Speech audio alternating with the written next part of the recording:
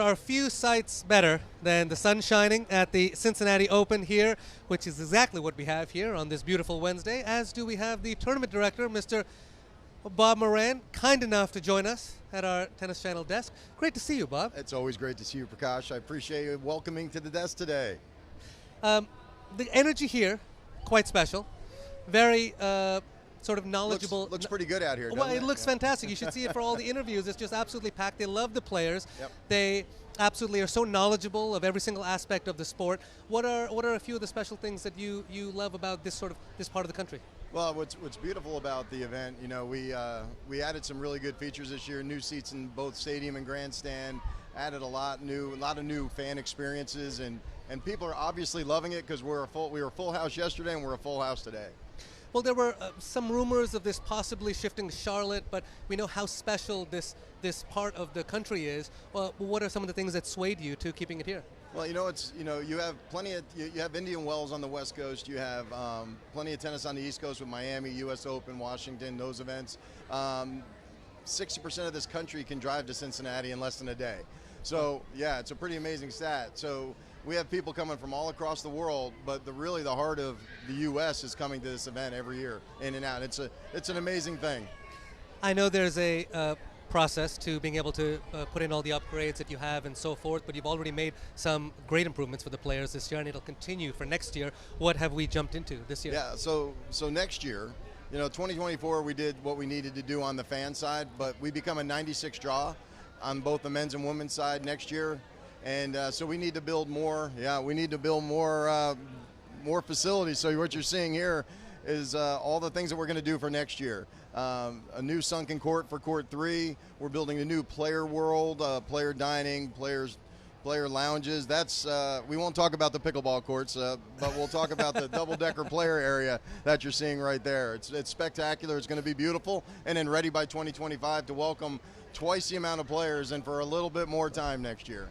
Well, I got a chance to look in detail at some of these renderings, and especially for the players, I mean, you're really going above and beyond, really creating different areas for them to sort of take their mind away from the game, kind of focus on the mental side, really relax, and all the amenities you could possibly imagine. How much was it prioritizing exactly what the players needed to be able to really perform at their best? No, you're 100% right. The schedule's tough. Even 2024 is really difficult, going from Wimbledon to back to Paris for the Olympics, and then the Tennis Canada and here. The schedule is really difficult, so we want to make them feel as comfortable as possible, provide the amenities they need to feel comfortable, feel at their best.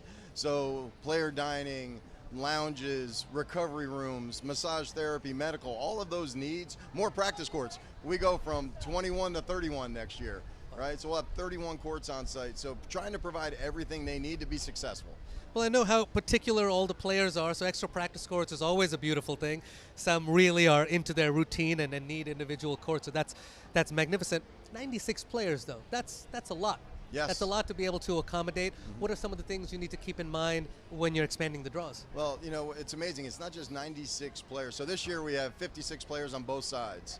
That equates to 790 guests that we're accommodating between coaches, physios, hitting partners. So it's not just the players, it's the groups that travel with the players. So we're looking from going from 790 to almost 1,600 people that we have to accommodate through hotels, through dining, all of the services that we need to provide. So it is a daunting task. But we need to build the facilities to be able to accommodate that. That's a lot. Yeah, it's a lot. And the players know exactly what they like, but they seem to all have such a great time when they come here. So I cannot wait to see their reaction next year. But the other half, of course, in addition to the players, are the fans. Yes. As it is, just in love with this spot that you've given us here at Tennis Channel, because we not only get to experience the energy, but there's so many beautiful different food vendors here. There's merchandise shops. There's a concert that goes on later in the evening, which we've been absolutely loving. What are some of the things the fans can look forward to? Yeah, we know we have world-class tennis, Prakash. We know what the talent level is on the court, so we focus so much energy on what goes on outside.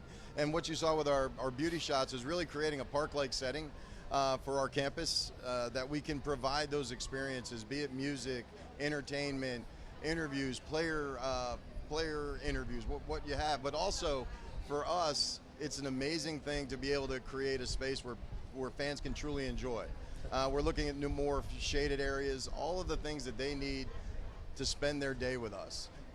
Pretty cool fact, in 2022, they were spending about 6.5 hours with us. Last year was 8 hours. We're hoping it's 10 hours this year and we just get more and more, but we got to make sure that we're doing the right things from a food and beverage standpoint, from an entertainment standpoint, to make that experience special for them, and that's what we just continue to drive for.